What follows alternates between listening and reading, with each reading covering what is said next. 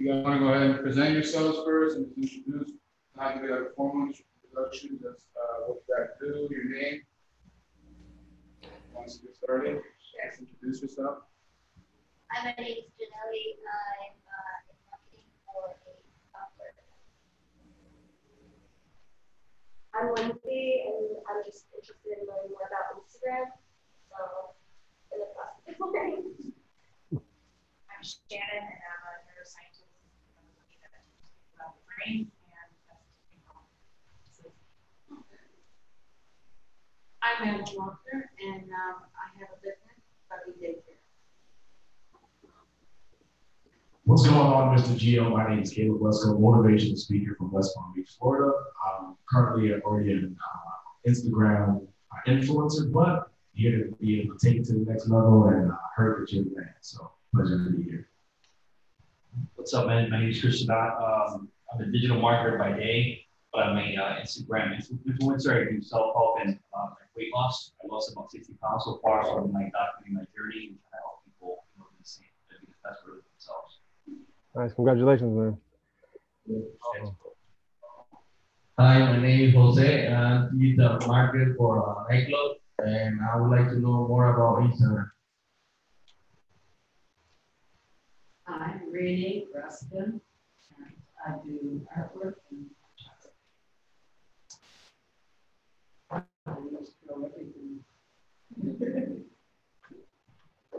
name is Julie Harris. I am a freelance web developer and also try to get back into marketing. That's it.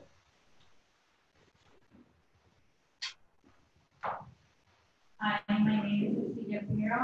I'm a musician and lash artist, and looking to learn how to connect with people.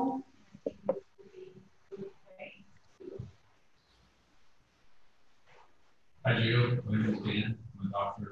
I own a couple of medical and cosmetic practices and looking to office communications and Hi, Joe. Michael photographer, and is there a project manager for this is great. Good.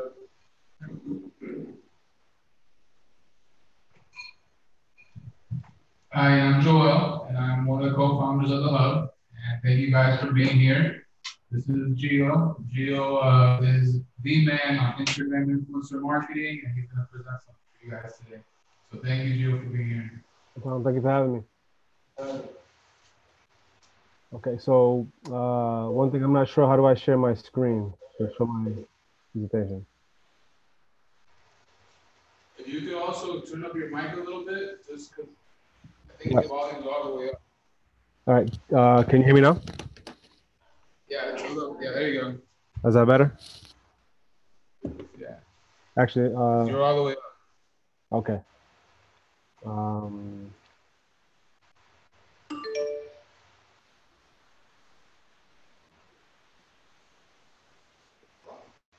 Okay. So let me know, do you see my screen? Yes. Yeah. Okay. Okay, so as Joel said, my name is Giovanni Calero.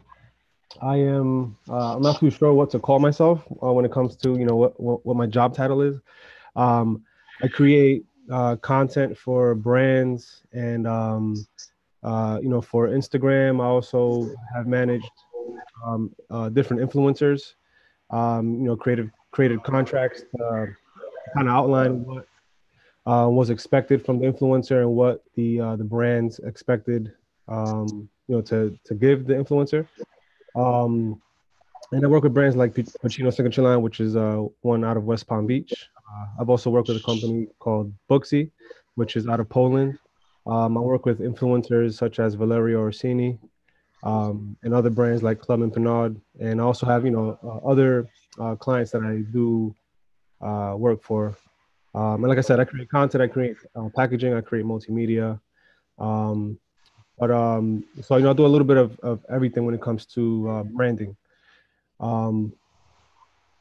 So first of all, what is influencer marketing? So influencer marketing is pretty much what it sounds like. It's using an influencer, using somebody's influence on social media to spread the word about your product or service. So it's pretty much taking other people's work, somebody else who has built up their following, somebody else who has created, credibility, taking their what they have and leveraging it for your brand.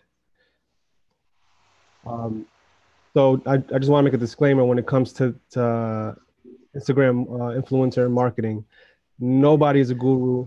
At the end of the day, it's all trial and error. We're all learning something new every day. Things change constantly.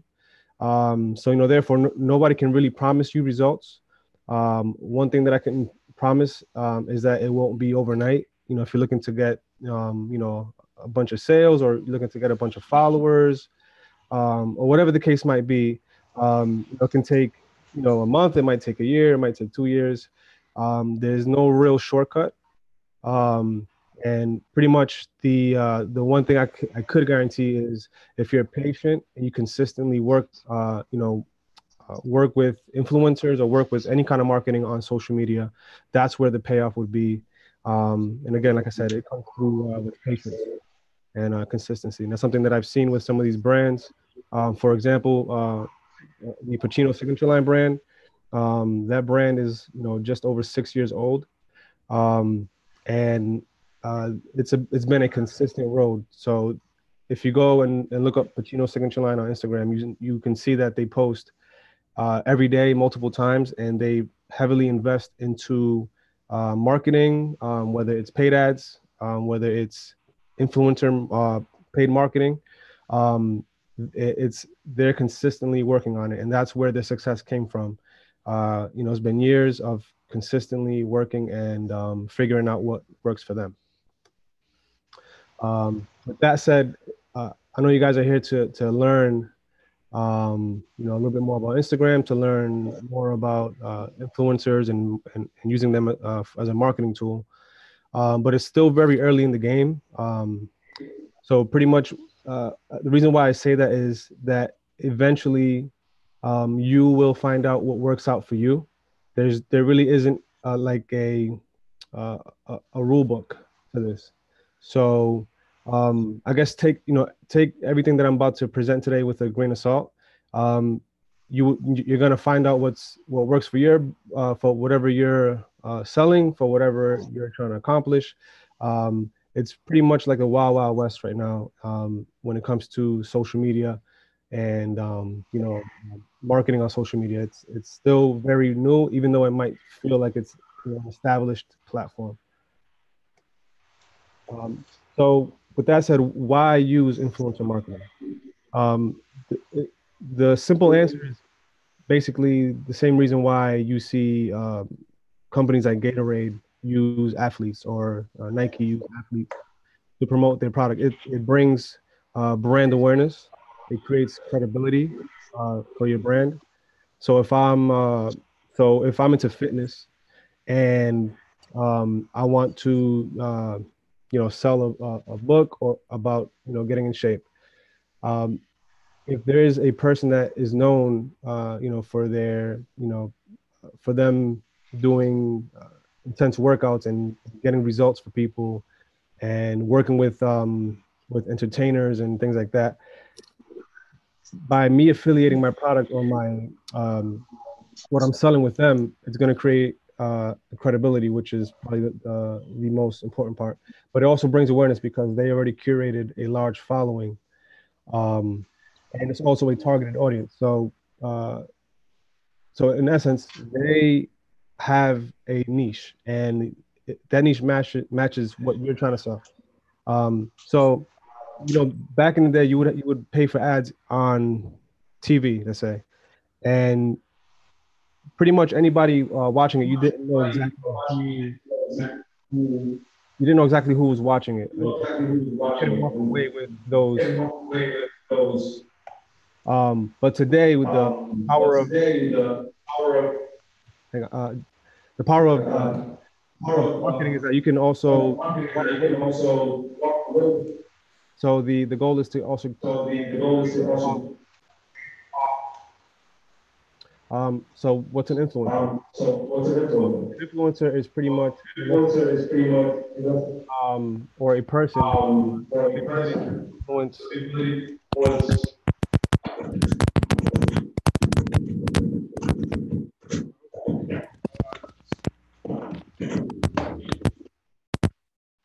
Can you guys hear me? Yeah, now we can. Okay. Sorry. Yeah, I'm hearing like an Repeat echo. the last. Say it again.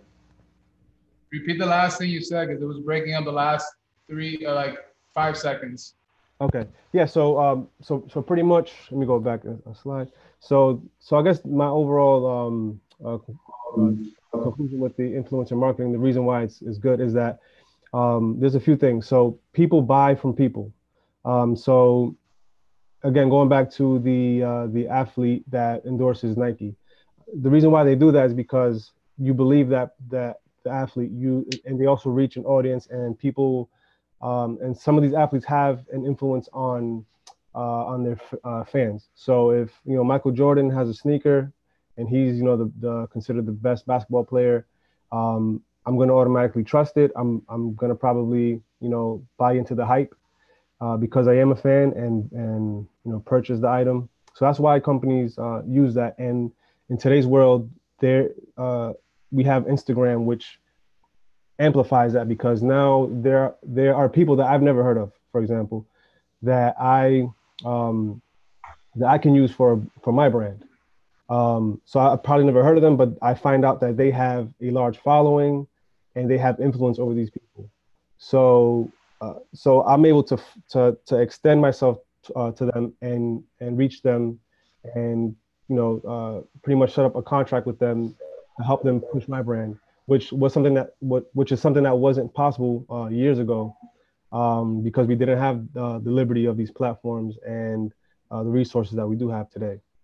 So that's why influencer marketing is it's very powerful because it's already targeted. These people have influence over the people that follow them, and you can walk away with some of those followers, with your page. So exactly what is an influencer? So an influencer is a person or an entity that has the ability to influence potential buyers of your product or your service that you're promoting. So basically, when I mention entity, sometimes there are people that have generated pages that are niche pages. So I might have a page that is all about dirt bikes, and I find content related to dirt bikes, and I curate that and I post it on my page, and people enjoy watching that. So it's not an actual person behind the account. Which that is typically called a repost page, which you can also use those types of pages to get your brand out there, to create awareness, and to kind of target the people that you want to target. And the fact that these pages already have the attention, have the credibility, it plays out the same way as a person would or an influencer would. So one of the things to keep in mind when considering influencer marketing, is that it's not all about the followers. So you might come across a page that has, let's say, a million followers, but when you go down to their content, the engagement is not there. So it's like this. It's like a picture going to a concert. The stadium is full, but the crowd isn't reacting. It's quiet. There's nobody enjoying the show. So at the end of the day, it's not about the amount of followers. What really matters is the engagement of the followers. So likewise, a person can have 30,000 followers, but the majority of them engage. That will give you more of an indicator of what your return would be on, with using this influencer. Because at the end of the day, the main goal is to get people to engage with the content. So if you want people to go to your website, you want people to act on that. If you want people to go to follow you, you want people to act on that. So that's them engaging with the content that they're going to put out. So a good way to gauge the quality of an influencer's page is not so much about the amount of followers. It's more so on the engagement that you would get. So so you would have to kind of balance that out, and that's where you can find the true value. So it's also not all about the influencers also. So what I mean by that is, so I've worked with brands that have had relationships with certain influencers that have had, 300,000 followers, 500,000 followers, and it worked out for them. But there comes a certain time where their influence isn't as much as it used to be. So the old saying is, this person had their 15 minutes of fame. So it's kind of a tricky. It's kind of tricky with Instagram, because nowadays, even if you had your 15 minutes of fame, if you go to someone's page, they'll still have the followers, but their followers maybe stopped engaging with their content. So it's good to keep in mind that when you deal with influencers, that you're going to have to kind of move on and recycle this pattern. So you might have somebody that's working for you guys. You're getting sales, you're getting conversions, you're getting people to follow, but then you start to notice that it starts to trail off. And at that point, you can adjust and start to look for new influencers, and continue that cycle. And it's nothing personal. It's just the way the business goes with this kind of marketing. So with that being said, what should be what you should care about more so is the trends that are present on Instagram.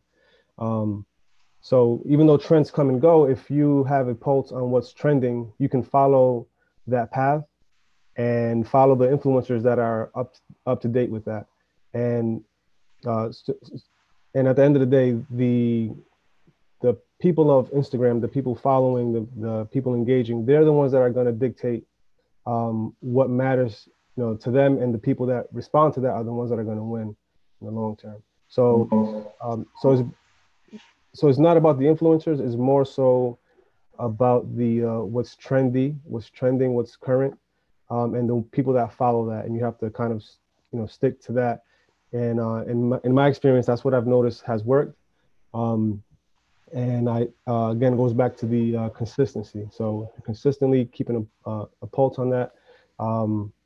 You eventually keep yourself fresh and up to date with the followers, and the influencers are pretty much just a vessel, depending on how popular they are and how engaging they are. So when it comes to influencer marketing, it's a tricky and sneaky world, because some people they fake it till they make it, let's say. And with Instagram and any other platform, you can people can buy followers, people can buy likes, people can buy views, people can buy comments. So when looking for influencers to to either endorse or have them sponsor your product, always keep in mind that not everything that glitters is gold. So in today's world, it's very easy to spend $5 and get 1,000 likes, or spend $5 and get 1,000 views. And I see this all the time. I actually see this with some of my friends that I follow, and sometimes I want to kind of tell them, like, hey, it's pretty obvious that you're buying these likes, or you're paying for these views. So that's one thing that it's a tricky thing that you should always keep in mind, is that you can't believe everything you see on Instagram, and you have to do your due diligence as far as figuring out what's true and what's worth spending money on. So some key things to inspect when it comes to this is to inspect the followers. So what you would do is you would go to their profile, and you would see that where it says followers and following. If you click into where it says followers, you can pretty much get a a list view of all of their followers. And what you would want to do is pretty much just go into each profile and check to see if there's anything odd or weird. So some things that you can look for is if most of the accounts are private. So if you're going through and there's a ton of private accounts, that's kind of a red flag. If you click through some of the bios of the people that are following, this influencer, and it's unrelated to, to what they promote, then it's a red flag. So for example, if you have somebody who's into, firearms and, most of their stuff is, things that deal with, guns and explosives and action and things like that. And but their followers are kind of, somebody who looks like they're interested in growing flowers, and somebody who's interested in cooking, or if it's a little kid, or so if those don't match up, then it's a red flag as well. And then also another thing that I notice with some accounts when I go and inspect is if most of the accounts are foreign accounts, so if it's a United States based influencer, and most of the accounts are from India or from China or something like that, those things usually those are the accounts that you get when you buy fake accounts. You get kind of this random accounts that aren't specific to your country or your language. So those are some of the red flags. There's a bunch of red flags, and I can't cover them all here because it's kind of a case by case. But these are the certain things that always stick out whenever I try to verify that somebody is legit. And then you can do other things like going into the comment section of some of their posts. So if you go into a post and it shows a cake, or let's say, for example, I've seen this before.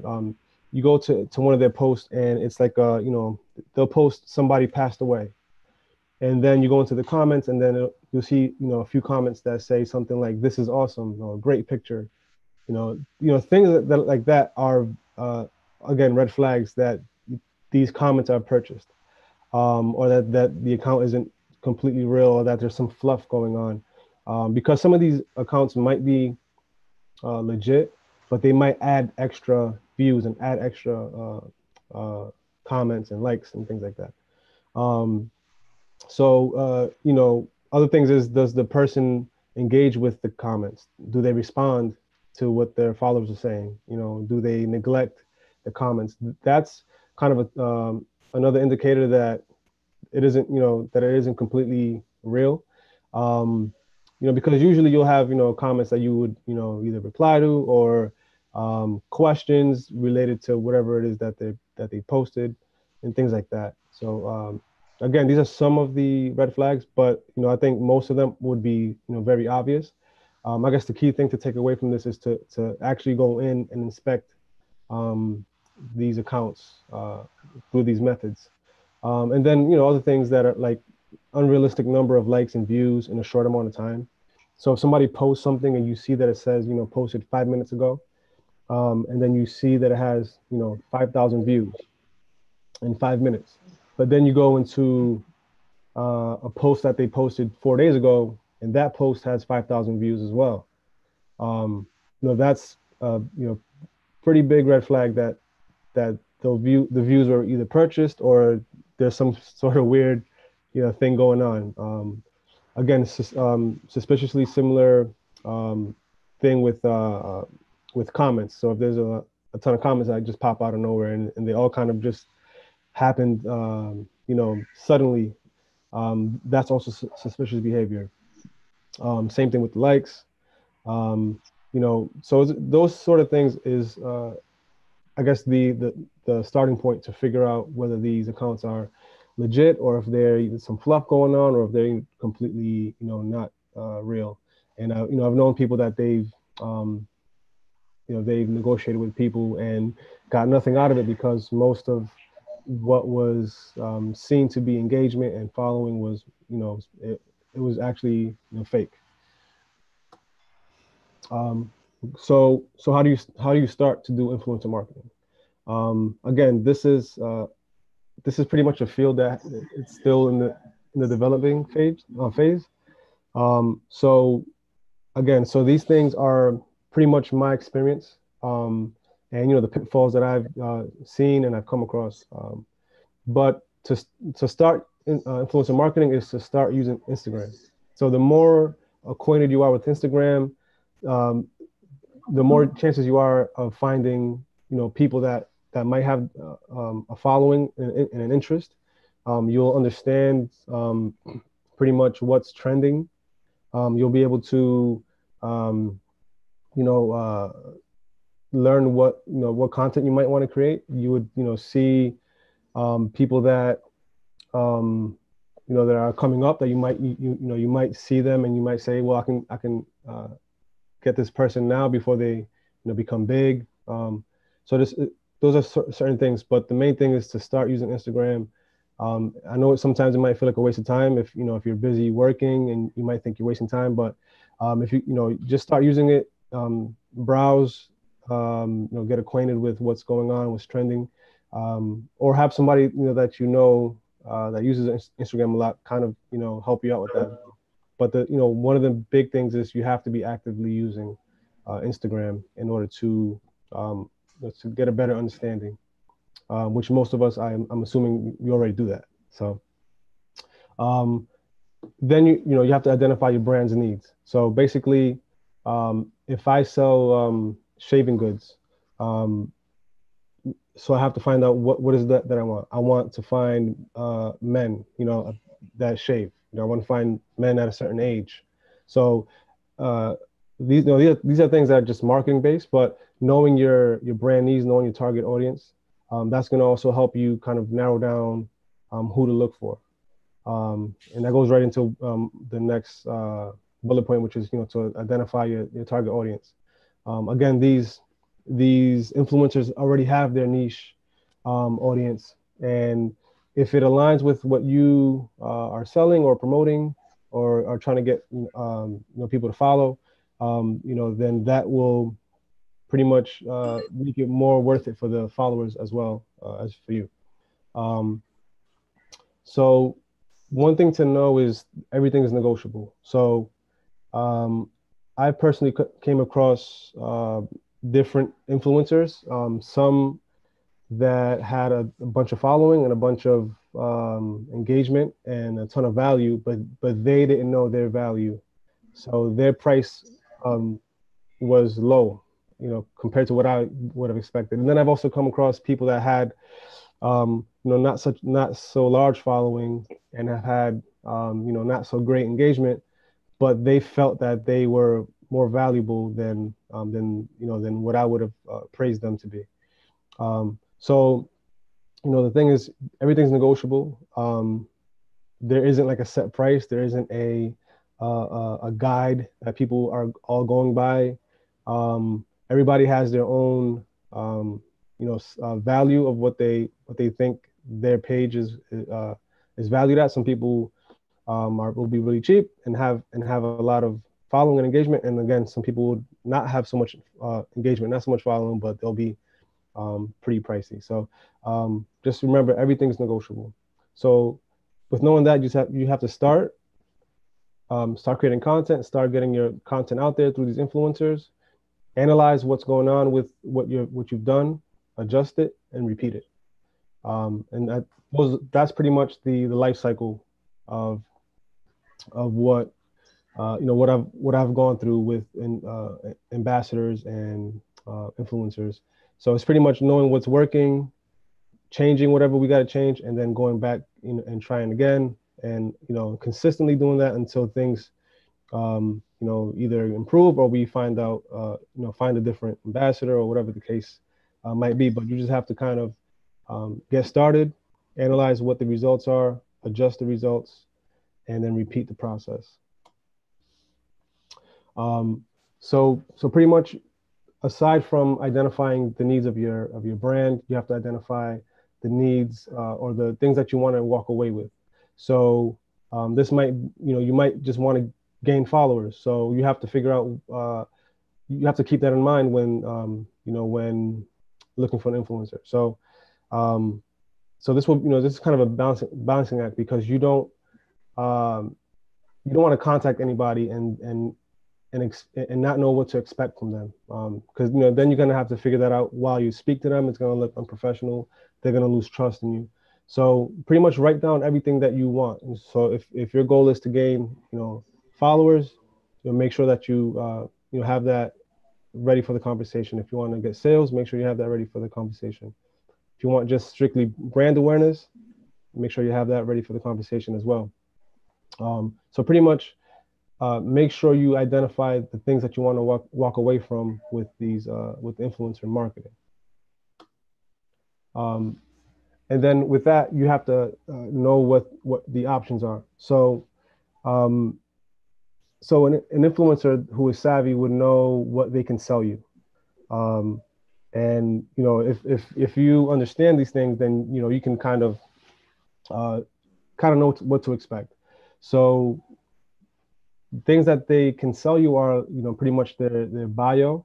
So if you look at somebody's profile, you can see in their bio there's a link there. And some people just rent out that space. You can have somebody as an ambassador and they don't post anything. They just put your link in their bio with whatever description you want.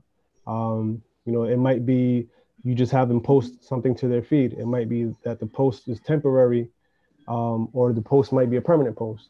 So these influencers, like I said, the ones that are savvy would know that they can charge more for a temporary post.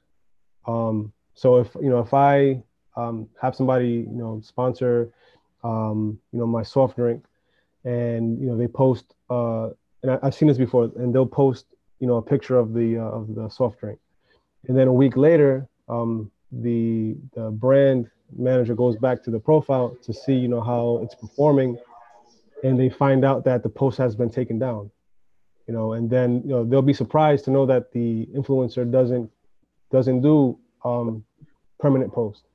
So what they expected was for their post to be up, for it to live on their page indefinitely, but they didn't clarify with the influencer that the post had to stay up, and that was outlined in the terms, in the agreement that they set up. So I guess identifying the options so that you can leverage the things that you want to walk away with. So like I said, some of the stuff is the link in the bio, them posting on their feed, whether that'll be a temporary post or a permanent post, them posting to their IG stories, them posting to their IGTV, IG Live. You can even pay influencers to go into other people, into other influencers' comments and comment something positive about your product or your service. So if let's say you have several influencers, you can in your terms, you can say that whenever whenever this other influencer posts our product, you have to go into the comment section and say something positive about the whatever they posted, which creates engagement, which creates, again, more credibility, because anybody else that goes into the comment section will see that, and notice that somebody else with influence is also vouching for it. So these are things that that you can leverage, whether if the influencer knows that they can price things based on this or they don't. You having this knowledge that these parts of their pages, these parts of their page is actually things that you can leverage, to gain what it is that you want to walk away with. So also, when you speak to these potential influencers, you have to already identify your restrictions. So write down what you don't want to gain from this as well. So you have to figure out what it is that you want to gain from this influencer promoting your product, but then you also have to think about what it is that you want to avoid.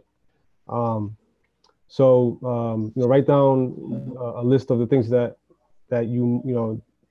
that are super obvious, like person can't be promoting any illegal activities, hate, racism, political views or even sports, things like that. They can't post inappropriate imagery. And one of the things that that is super important when it comes to the brand is that they can't promote other brands that are related to yours. So these are things that you want to consider and identify so that when you walk into this, what you don't want to walk away with. You don't want anyone to affiliate you with affiliate your brand just because this person decides to say something hateful or attack somebody or something like that. So these things are pretty obvious, but identifying them and being clear about them is very important either way. Also, when negotiating with the influencers, you have to be considerate and build trust with them. So this is pretty much a relationship that you're going to start with somebody, and you're going to pretty much you're going to leverage all of the work that they put in to gain a following. So just being considerate of them will go a long way because from my experience, the influencers that were treated in a way that the brand understood their value, the influencer would go and above and beyond more so than the brand that would just expect something out of the influencer or the brand ambassador. So it's not only what you can gain; it's also what they can gain out of it as well. Aside from whatever the agreement might be. So the agreement might be you pay them so much or you give them this much product, but and I guess the overall picture is is being considerate of of how they feel and if they feel respected, if they feel like they're being considered, that goes a long way. And another thing is pay what's fair. So if something is overpriced, obviously you want to adjust that. But if something is underpriced, it might be it might sound back like a backwards thing to say, but if someone is underpriced, you might want to tell them, hey, I actually think you're worth this much. Now you make now you have somebody who's gonna do more or be more prone to working harder for your brand. So the rule is that I would say is make sure that you are considerate and fair with these influencers as well. Again, this is the golden rule.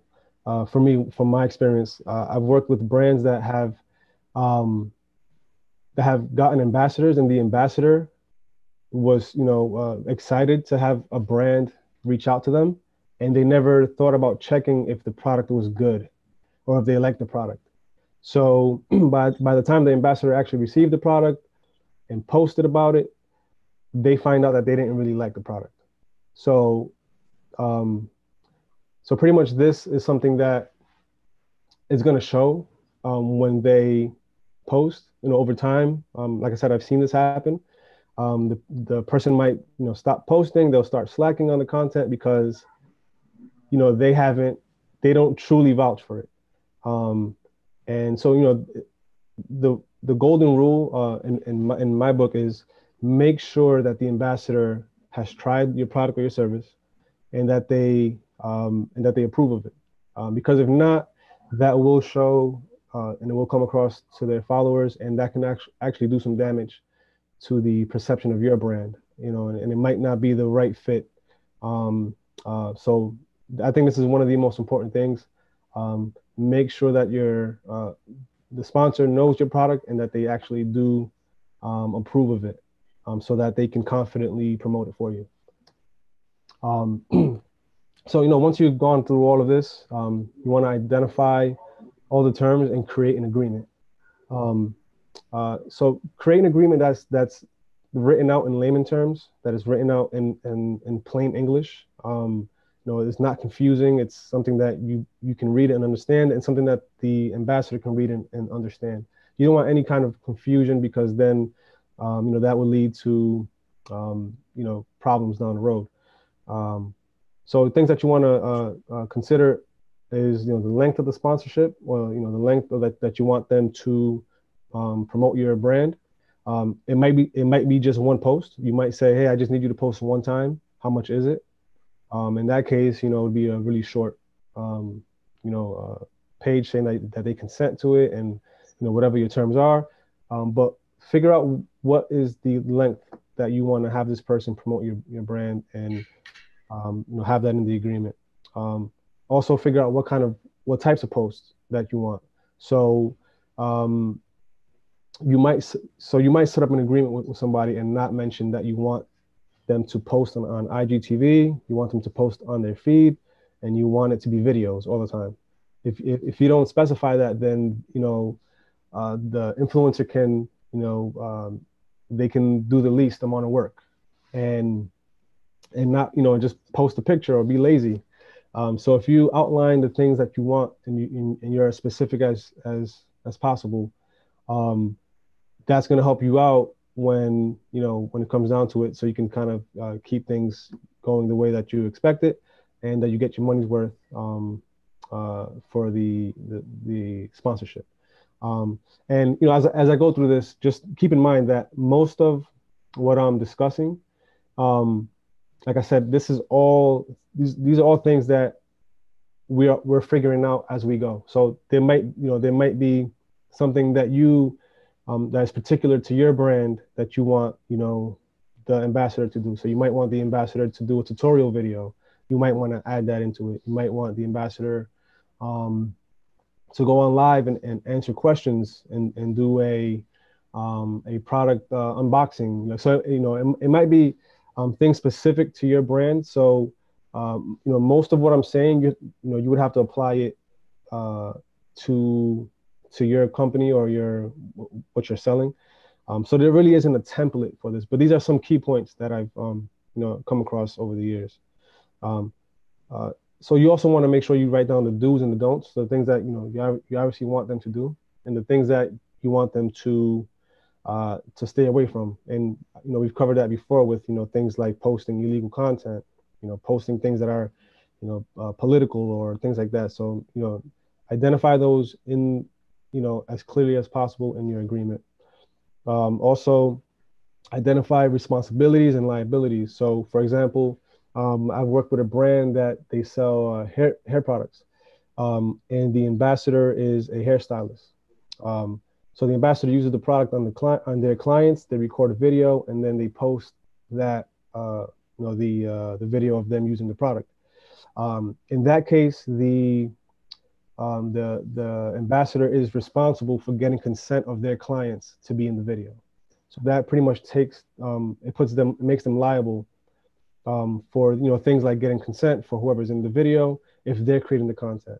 And if you create the content and send it to them, then they have to understand that they're not liable for any consent of who's in the video, and that falls on you. But the responsibilities and liabilities also have to be outlined inside of this agreement, so that neither you nor the influencer are at fault for things that they weren't unaware of.